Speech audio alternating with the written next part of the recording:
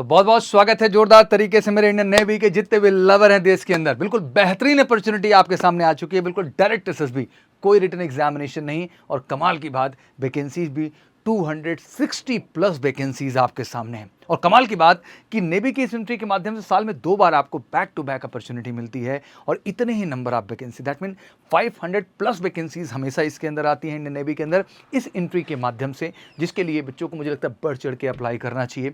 और ये great opportunity है, इंडियन नेवी में भी आपको सर्व करने का मौका मिल रहा है। और एग्जैक्टली आप टेक्निकल कोर्स जा रहे हैं तो अपने इंजीनियरिंग का भी पैशन आप पूरा कर सकते हैं। तो दोनों ही अपॉर्चुनिटी है। कहते हैं ना कि प्राइड के साथ साथ आपका जो पैशन है वो भी आपके साथ पूरा होने जा रहा है। और मुझे लगता है कि उसके लिए इस वैकेंसी के विषय में अपडेट होना और लोगों को अपडेट करना बहुत ज़रूरी है। और देश के सभी, मैं बीटेक ग्रेजुएट या सिंपल पोस्ट ग्रेजुएट जो कैंडिडेट हैं उनको कहना चाहता हूं कि इससे बेहतर अपॉर्चुनिटी कुछ हो ही नहीं सकता। आप बढ़ चढ़ के फॉर्म भर दो और जम के एक बार एसएसबी का गाइडेंस लेकर के वाकई में अपने आप को श्योर शॉर्ट रिकमेंडेशन की कैटेगरी में ले जाओ। तो चलिए अपडेट को तेजी के साथ शुरू करते हैं। और मैं एक वादा करना चाहता हूं कि फॉर्म इस बार तो आप फिल करेंगे जो कि 14 सितंबर से ओपन हो रहा है, बट इस बार फॉर्म भरने के साथ साथ एक कमिटमेंट और होनी चाहिए कि सर इस बार हमें रिकमेंडेशन लेना है। और रिकमेंडेशन के लिए मैं श्योर शॉर्ट करना चाहता हूँ सभी बीटेक या पोस्ट ग्रेजुएट जितने भी हमारे एस्पिरेंट हैं, स्पेशली इंडियन नेवी लवर्स जो हैं, मेडिकल से तैयार हैं देश के one of the best officers team के साथ, जो वाकई में ऑफलाइन ऑनलाइन दोनों ही प्लेटफॉर्म पर आपको गाइड कर रहे हैं, आपको बेहतर बना रहे हैं, आपको अप टू द मार्क कर रहे हैं कि जिससे आप अपनी श्योर शॉर्ट रिकमेंडेशन को सुनिश्चित कर सके। तो आइए तेजी के साथ बढ़ते हैं और जानते हैं इस अपडेट के बारे में। Indian navy invites the application for the short service commission category officer for the various entries in June 2025 course के लिए इन्फॉर्मेशन आ चुकी है और एक जबरदस्त इन्विटेशन आप सबके सामने। अप्लाई 14 सितंबर शुरू हो जाएगा। ऑब्वियसली इंडियन नेवी की वेबसाइट पर आप जाके करेंगे। मेल एंड फीमेल दोनों के लिए ही अपॉर्चुनिटी है। शॉर्ट सर्विस कमीशन कैटेगरी है, जून से इसका बैच शुरू हो रहा है। ऑब्वियसली नेवल एकेडमी एजिमला केरला का आप हिस्सा बनेंगे जब इसमें सिलेक्शन लेंगे और अपनी ट्रेनिंग कंप्लीट करेंगे और फिर एज ए सब लेफ्टिनेंट आप अपना करियर इंडियन नेवी के अंतर्गत शुरू करेंगे। तो आइए सबसे पहले हम क्वालिफिकेशन की ओर बढ़ते हैं। तो सिंपली आपको जानना है, आप बीटेक कर रखे हैं, किसी भी डिसिप्लिन में आपने बीटेक कर रखा है और आपके 60% मार्क्स भी बन रहे हैं तो आप इसमें अप्लाई करने के लिए एलिजिबल हैं। दैट मीन आप फॉर्म भर सकते हैं। 56 वैकेंसीज में अगर देखें तो इसमें स्पेशली विमेन को अगर मैं बात करूं तो 15 आपके एक्स कैटेगरी में है, 2 आपकी जो है हाइड्रो कैटेगरी में, मतलब 17 वैकेंसीज जो हैं वो विमेन के लिए भी रिजर्व रखी गई हैं इन 56 वैकेंसीज में, जो कि basically general service x and hydro के लिए है। डेट ऑफ बर्थ 2 जुलाई 2000 से लेकर के 1 जनवरी 2006 तक आप अपेयरिंग, मतलब आप 5th सेमेस्टर में हैं तब भी इस फॉर्म को आप अप्लाई करने के लिए एलिजिबल हैं। तो प्लीज़ ध्यान से देख लीजिए, आप 5th सेमेस्टर में होकर के भी ये फॉर्म भर सकते हैं। डेट ऑफ बर्थ यही है जो मैं आपको बता रहा हूँ। अगली वैकेंसी ऑब्वियसली पूरी तरह से फ्लाइंग क्लोर के लिए आ जाती है, जिसमें पायलट भी है, naval air operation officer air crew भी है, एयर ट्रैफिक कंट्रोलर एटीसी भी है। तीनों को अगर हम डेडिकेटली देखें तो अराउंड 65 वैकेंसी आपके सामने होती हैं केवल फ्लाइंग कोर के लिए, जो अलग अलग रिस्पॉन्सिबिलिटीज़ पे होते हैं। इनके लिए भी सिंपली आप बीटेक कर रखे हैं 60% के साथ तो आप इसके लिए एलिजिबल हैं। हाँ, इसमें एक कंपल्सन और है कि 10th एंड 12th में 60% जो है मार्क्स आपके इंग्लिश में होने ज़रूरी है। ध्यान रखिएगा, अगर आप पायलट के लिए, नेवल एयर ऑपरेशन ऑफिसर के लिए, एयर ट्रैफिक कंट्रोल एटीसी के लिए जा रहे हैं तो बीटेक तो आप किए ही हैं, that is not issue, but आपका जो है 10th और 12th में इंग्लिश में भी 60% मार्क्स जो है वो कंपलसरी है। टोटल 65 वैकेंसीज़ हैं। फ्लाइंग में विमेन के लिए 7 है और जो है नेवल एयर ऑपरेशन ऑफिसर में जो है 6 वैकेंसीज़ हैं। एयर ट्रैफिक कंट्रोलर की बात करें तो उसमें मेन एंड विमेन 20 में दोनों हैं एग्जैक्टली। डेट ऑफ बर्थ भी मोटा मोटा सबका क्लियर है, सेम टू सेम देखने को मिलेगा। 2 जुलाई 2001 से 1 जुलाई 2006 तक जो है ये पायलट के लिए है। 2 जुलाई 2001 से 1 जुलाई 2006 तक जो है अपने air crew, that mean naval air operation officer के लिए है। और 2 जुलाई 2000 से 1 जुलाई 2004 तक जो है वो एयर ट्रैफिक कंट्रोल के लिए एटीसी के लिए। तो ये रही एज का क्राइटेरिया जो आपको क्लियर होना चाहिए। फिर आता है इसके बाद लॉजिस्टिक में इन्होंने 20 वैकेंसी रखी हुई है। इसमें बीटेक तो है ही, फर्स्ट क्लास आपका होना चाहिए। MBA भी अगर आप फर्स्ट क्लास हैं और BSc BCom BSc IT with first class, और उसके साथ कोई भी PG डिप्लोमा आपने कर रखा हो फिनांस में, लॉजिस्टिक में, सप्लाई चेन मैनेजमेंट में, मटेरियल मैनेजमेंट में, पहले आपने MSc IT कर रखा है या फिर MCA कर रखा है, इन दैट केस वहाँ भी एलिजिबल है। बट 60% की बाध्यता हर जगह है कि आपका 60% होना अनिवार्य है, तो ये ध्यान रखना है। PG में जो 60% मांगा हुआ MCA और MSc IT में ही मांगा हुआ है। रेस्ट जो है अगर आप BSc BCom BSc IT जा रहे हैं और फर्स्ट क्लास हैं और साथ ही आपने डिप्लोमा ले रखा है जो है लॉजिस्टिक में, सप्लाई चेन में एंड मटेरियल मैनेजमेंट में, तब भी आप एलिजिबल हो जाते हैं। तो एक तरीके से ये एक वैकेंसी का ऑप्शन ओपन हो जाता है लॉजिस्टिक कैटेगरी में, जो कि नॉन टेक्निकल कैटेगरी की हम वैकेंसी इसको कह सकते हैं, क्योंकि इसमें simple BSc BCom BSc IT के साथ साथ अगर कैंडिडेट ने जो जो है कोई भी पीजी डिप्लोमा किया है तो एलिजिबल हो सकता है। बाकी एमबीए तो फर्स्ट क्लास है ही एलिजिबिलिटी, और एमएससी और एमसीए भी एलिजिबिलिटी में यहाँ पर आ जा रहा है। इसमें 20 वैकेंसी इन्होंने रखा हुआ है, 6 इसमें वीमेन के लिए रिजर्व रखी है उन्होंने। 2 जुलाई 2000 से 1 जनवरी 2006 तक इसका भी date of birth criteria. Naval armament inspectorate cadre की बात करें NAIC की, तो ऑब्वियसली बीटेक ही है पूरा। आप ब्रांचेस देख सकते हैं जितनी सारी इसमें दी गई हैं, ऑलमोस्ट सारी ब्रांचेस हैं एग्जैक्टली, बट बीटेक आपका 60% के साथ है। तो 16 वैकेंसी मेन वीमेन दोनों के लिए है, 2 जुलाई 2000 से 1 जनवरी 2006। फिर आता है अपना एजुकेशन। फिर से एजुकेशन आते ही आपको एक बार मौका मिलता है जो नॉन टेक्निकल ग्रुप के लोग हैं, जैसे 60% आपने MSc math operational research with physics in BSc, that mean आपने BSc विथ फिजिक्स किया हुआ है, एंड मैथ से आपने जो है 60% मार्क्स MSc में भी लाए हुए हैं, तो आप एलिजिबल है, ठीक है ना। 60% MSc फिजिक्स से किया हुआ अप्लाइड फिजिक्स है, मैथ इन BSc है, तब भी आप अप्लाई। बहरहाल जब भी आप BSc करेंगे मैथ फिजिक्स केमिस्ट्री से ही होना है, तो वो तो क्लियर है, बट उसके बाद आपका जो MSc है वो होना ज़रूरी है। वो मैथ से आपने कर रखा है विथ ऑपरेशनल रिसर्च, या फिजिक्स के साथ कर रखा है अप्लाइड फिजिक्स के साथ, या केमिस्ट्री में भी सेम केस क्रिएट होता है। बाकी बीटेक की एलिजिबिलिटी तो है ही, लेकिन यहाँ बीटेक में जो है मैकेनिकल इंजीनियरिंग मांग रखा है, और यहाँ भी बीटेक में जो है और सारी ब्रांचेज जैसे इलेक्ट्रिकल हुआ, इलेक्ट्रॉनिक्स हुआ, कम्युनिकेशन इंजीनियरिंग हुआ, तो ये सारे ऑप्शंस यहाँ पर रखे गए हैं। 60% marks in MTech from the recognised university institute in any following of the discipline, MTech in thermal production engineering and machine design, या MTech in communication system engineering, या इलेक्ट्रॉनिक्स एंड कम्युनिकेशन इंजीनियरिंग, या BLSI power system engineering, इन सब में कहीं भी आपने complete कर रखा है 60% के साथ, तो मुझे लगता है कि उसके लिए भी आप एलिजिबल हैं। उसमें टेक्निकली उन्होंने बांट रखा है 2 हिस्से में, 7 वैकेंसी यहाँ रखी हुई है और 8 वैकेंसी यहाँ रखी हुई है। दैट मीन जो हम अगर सेक्शन बात करें कि जो BSc प्लस MSc वाला कॉन्सेप्ट है मैथ फिजिक्स वाला, मैथ फिजिक्स केमिस्ट्री का MSc आप हों और BSc भी आपने कर रखा है मैथ फिजिक्स केमिस्ट्री से, या इंडिविजुअली आप मैथ फिजिक्स केमिस्ट्री अलग अलग आपने MSc भी कर रखा है, in that case 7 vacancy main women both के लिए है। बाकी रेस्ट जितनी मैं बात कर रहा हूँ टेक्निकल कोर्सेज की, उनमें 8 वैकेंसीज रखी गई। डेट ऑफ बर्थ भी बता दूँ तो 2 जुलाई 2000 से 1 जुलाई 2004, ये बेसिकली जो है जो BSc प्लस MSc वाले हैं, एंड मेन एंड वीमेन 2 जुलाई 2000 से 1 जुलाई 2004, ये बेसिकली BE BTech मैकेनिकल जो कर रखा है, electrical electronics and communication engineering में जो है। इसके अलावा जो मैं एमटेक कैटेगरी की बात कर रहा था बीटेक के बाद, इसमें भी 2 जुलाई 1998 से 1 जुलाई 2004 तक रखा गया है।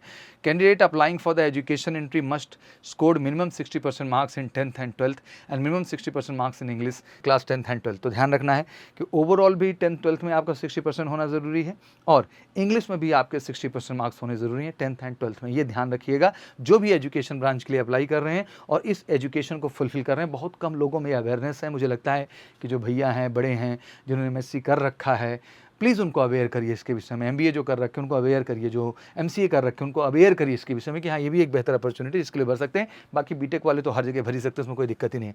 टेक्निकल ब्रांच आती है तो सीधी बात है बीटेक हो, और बीटेक में सभी दे दिया है। Mechanical and mechanical with automation है, मरीन है, इंस्ट्रूमेंटेशन है, प्रोडक्शन है, एरोनॉटिकल है, इंडस्ट्रियल इंजीनियरिंग मैनेजमेंट है, कंट्रोल इंजीनियरिंग है, एरोस्पेस है, ऑटोमोबाइल्स है, या फिर मेटलर्जी या मैकेट्रॉनिक्स या इंस्ट्रूमेंटेशन एंड कंट्रोल में भी कर रखा है। तो 36 वैकेंसी है, जबरदस्त। 11 उसमें वीमेन के लिए रिजर्व है। 2 जुलाई 2000 से 1 जनवरी 2006, बड़ी जबरदस्त वैकेंसीज हैं। जितने भी इंजीनियरिंग ब्रांच वाले हमारे कैंडिडेट हैं स्पेशली इन ब्रांचेज में कर रखा है।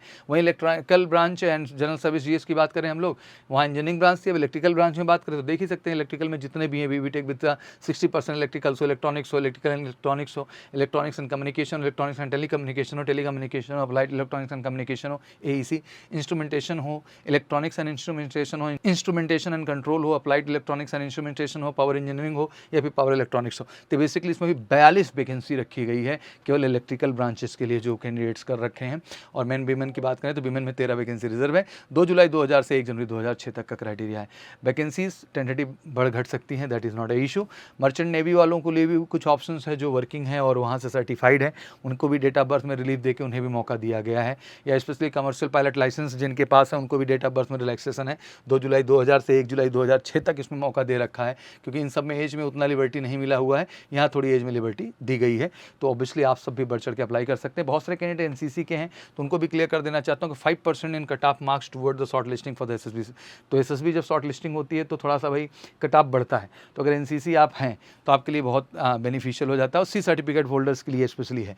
बट साथ ही साथ कहा गया है कि अगर नेवल आर्मी विंग किसी में भी आपका मिनिमम B ग्रेड है, not serve less than 2 academics year in the senior division naval army wing या wing of the NCC, C certificate should not be dated prior the 1 June June 2022, मतलब उससे पहले का जो है नहीं होना चाहिए।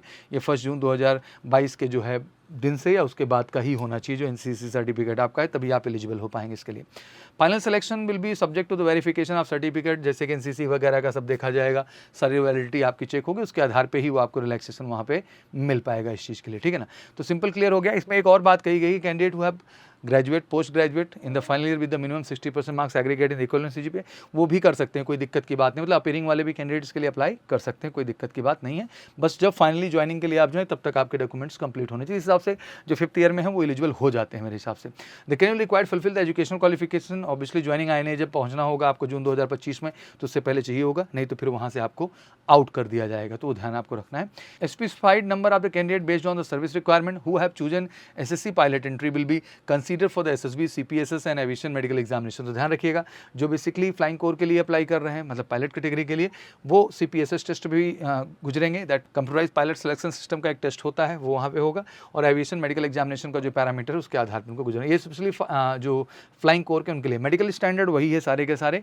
एंड टैटू की बात अक्सर आती है, तो अगर आपके इनर फेस पे है, तो यहाँ इनर पार्ट पे है जो है हैंड के, तो कोई दिक्कत नहीं, बस बाहर कहीं नहीं होना चाहिए, यहाँ से लेके यहाँ तक कहीं बाहर नहीं होना चाहिए, ठीक है। This is all about. And medical procedure same to same जैसा रहता है, सिलेक्शन प्रोसीजर वही है, सिंपली आपने अप्लाई किया एंड उसी के आधार पे जो भी बीटेक आपने कर रखा है एंड उसी के आधार पे शॉर्ट लिस्टिंग आपकी की जाएगी। जो पोस्ट ग्रेजुएट डिग्री हैं, have completed MCA, MSc, MBA, MTech, semester wise इनको भी कंसीडर किया जाता है कि जो फाइनल ईयर में है, प्री फाइनल ईयर में है, वो भी अप्लाई कर सकते हैं, इसके लिए कोई दिक्कत की बात नहीं है, ठीक है ना। तो ये सारी चीज़ें हैं, कंप्लीट तो प्रूफ बाद में जाके आगे आप जमा ही करेंगे सारी की सारी चीज़ें। This is all about. SSB centre जो है किसी भी कंडीशन में चेंज नहीं किए जाएंगे एंड ध्यान रखिएगा, तो इसलिए बहुत ज़रूरी है कि जो भी डेट आप चुने सोच समझ के चुने।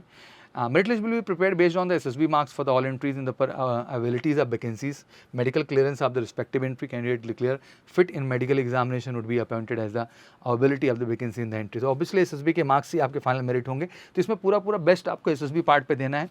एक अहम चीज़ और जो समझनी है, तो एसएसबी जैसे आपको पता है कि 2.5 से 3 महीने का समय टेक्निकली देता है हमेशा, जो भी एंट्री स्पेशली आती है एसएसबी बोर्ड आपको आज के डेट में इतना टाइम दे रहा है।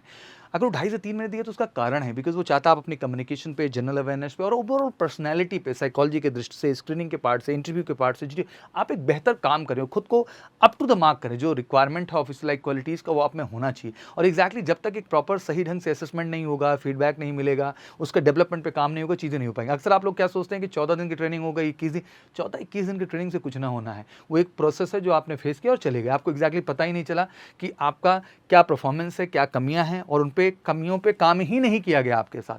तो ये बड़ा ज़रूरी है कि उन कमियों में आपके साथ काम भी किया जाए टेक्निकली। तो इट्स रियली वेरी इंपॉर्टेंट। तो मैं यही कहना चाहूँगा आप सबसे कि ये जो 2-2.5-3 महीने का समय मिलता है, बिल्कुल एमकेसी के साथ जुड़िए।